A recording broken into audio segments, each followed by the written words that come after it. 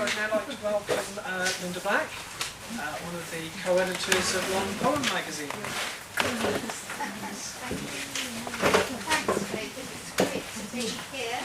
I'm going to start with 4 poems from The Son of a Shoemaker, which is really my homage to Hans Christian Andersen.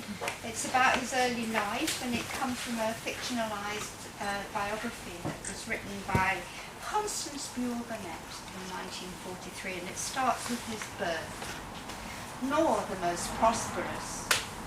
Going without needed more but cared less. So far did his thoughts carry, they often had to speak to him twice, dependent on no one's hire. With hammer and needle and knife, he could lay his hands far beyond. A rude wooden shelf contained everything out of the same piece of calico, except on their backs the 4 shining plates, spotless and tidy. Reverent fingers turned foolish dreams into small garments. Her shiftless parents had driven her to beg, nor a decent dress. To be a scholar. Frustrated in boyhood, as from scorn, his mind under the rumpled blonde thatch was never meant. He broke the silence, she pushed. Indignantly for the poor little one, he read aloud from the plays of Holberg. On Sundays, his head was washed. The voice of new life curled against his index finger under its compelling influence.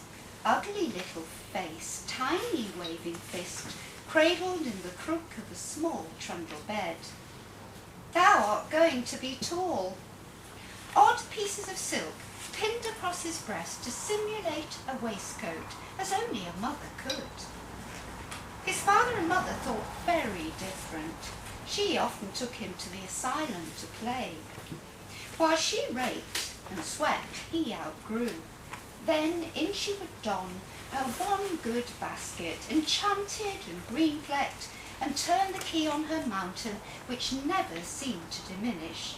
But she was only a peasant. Before he could feel frightened, Hans trotted the cobbles along his big mother's energetic stride. Will the mistress have a rod? 13 little girls and 2 little boys twisted round their benches. The chanting ceased. Curious stared, wrinkled his ugly little face into a wistful. R-A-T, rat, H-O-G, hog, obediently joining. A rag doll slid close, a grandfather clock struck. Behind the mistress's chair, 2 tiny figures danced out of a door and back, shutting the door after them. It was several weeks later. A sunbeam fell into the classroom. Glittering specks like fairies. Hans forgot. The stern rod came down. Whack. For he was guilty of writing poetry. A-P-O-T-H-E-C-A-R-Y, apothecary, opened his speller. A clumsy young stork in wooden sabots, sprouting about his clothes. Half eyes slipped shut. Imagine living in a few moments ago. Unwise remarks stirred under the quilt. Several jogs ahead, the king's full arms protruded through dense clouds with amazing ease. A jester with a big nose, a good-natured plain pig. If he did not walk carefully. Extra richness passed without further comment, clattered in his presence for all the street to hear. To flavour the soup, that must be the reason. Life denied came forward, himself a prince of Denmark with very long legs. Come and see. The strangest child encased in neatly darned stockings. Fru Bunkfold took the hat box gently from him. She had heard of hunger of the soul. So that's the son of a shoemaker, and 2 more.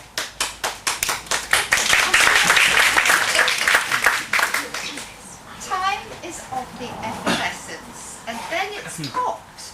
Likewise, a pillar of well-being. Too much to boot contravenes the notion all's well. Many are non-believers, confounding the desire to know. An expansive watch tells it all. It isn't over yet. The addition of qualifiers proves it. Prints more than one copy, copy more than one print. Then you have an edition, each an original, so to speak. Signature consumes time. The stress she is wearing does not come off in the wash, nor fall discarded to the bathroom floor. Tolerate the unknown, the intonation.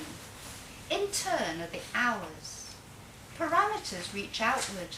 The twang of elastic nullifies the outcome. Come out and play pity. A visit to the cinema can be a panacea. The rule comes free inside the cracker, coils in hand. Trifle is lighter on the stomach. This is the wider palate, though succinct. A dichotomy requires lunch like any other. The menu only guessed at. Press the space bar, separate meat and milk, as did some forefathers, hers anyway. Measure for safekeeping, a hand spick and span, a tablespoon, tawdry by definition. A second hands back what cannot be divvied up. Stay still, why don't you? Epic. On the dot, safety behind the door, larger than the frame it purports to fit.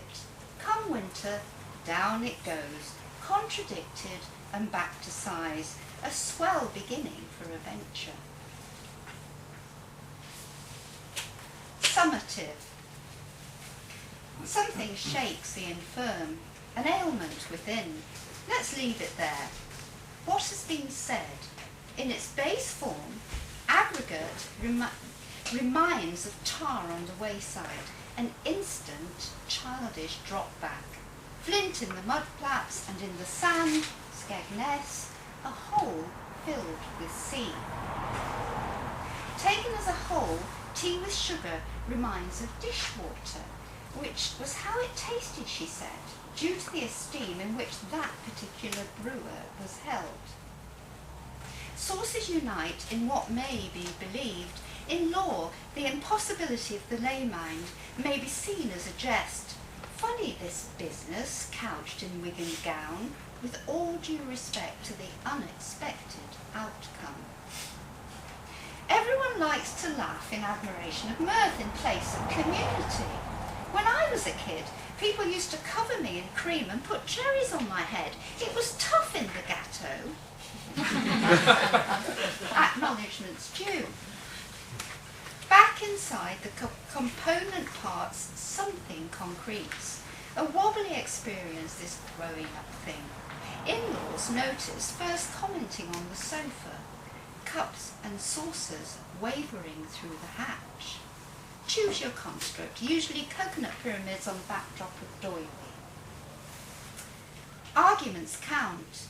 Inflections court misery, soon to be realised. The colour that surrounds can charm, brocade, or lead to dysfunction, gate-leg table. Thoughts to work on, bric-a-brac. We must look up to something. Finally said, it all adds up to much. Thank you. Thank you.